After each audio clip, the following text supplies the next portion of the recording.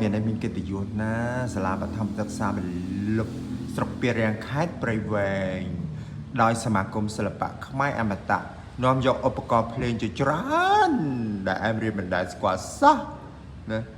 ជាពិសេសល្ខោនបងប្អូនហើយអូយនៅមើលតួឯងចាខ្មើទៅបងប្អូនខ្លះណាស្គាល់គាត់ទេស្គាល់គាត់តែគាត់ទ្រង់គ្រឿងទេណា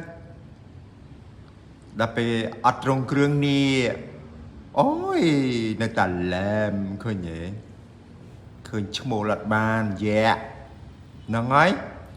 អូយហ្នឹងបងប្អូនហើយសាលាមលុបសាលាបឋមសិក្សាមលុបណាគឺមានកិត្តិយសណាដែលបានសមាគមសិល្បៈខ្មែរអមតៈនាំយកឧបករណ៍ភ្លេងជាច្រើនមកបង្ហាត់បង្ហាញនឹងហើយថាតើឧបករណ៍ភ្លេងខ្លះហ្នឹងលេងនៅក្នុងកម្មវិធីអីហ្នឹងហើយចឹងលោកគ្រូអ្នកគ្រូនៅក្នុងសមាគមសិល្បៈ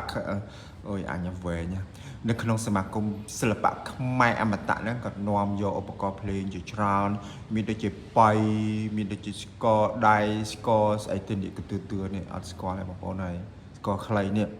ជាពិសេសចាប៉ៃដងវែងមានខឹបមានតាខែមានស្គរតូចស្គរធំត្រអូច្រើនមុខហ្នឹងហើយយកមកបង្ហាញនៅសាលាបឋមសិក្សាមលុបជាប់នឹងវត្តមលុបហើយពិសេសជាងគេអូយអែមរៀមដើមម៉ូតឲ្យបងប្អូនបានទស្សនាទៀតណាឃើញទេអូយតើណាញែកញាក់អូយហ្នឹងហើយជាពិសេសល្ខោនបងប្អូនខ្លះអូយក៏យ៉ារត់ហ្នឹងហើយអូយសុបាយហ្នឹងហើយបងប្អូនហើយខេត្តព្រៃវែងស្រុកពារាំងហ្នឹងហើយមានលោកគ្រូអ្នកគ្រូក៏នាំឧបករណ៍ក៏សម្ដែងល្ខោនហ្នឹងហើយតួឯកស្មើលៀនស៊ីខជាមួយតួយ៉ាហើយតួយ៉ាដែរតែយ៉ាខ្លាំងខ្លាយជាស្រីស្អាតឈ្មោះឆោវីឃើញទេនេះអូយឆោវី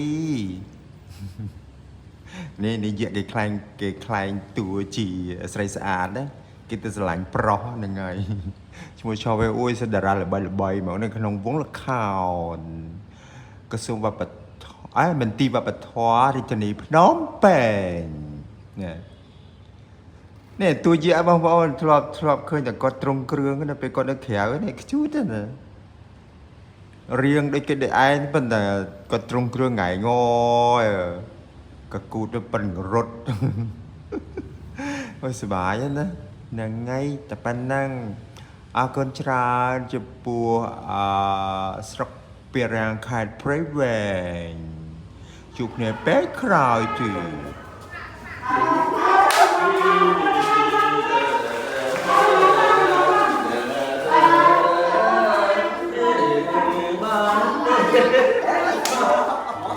ដល់កតំកែគេរំបានហ្នឹង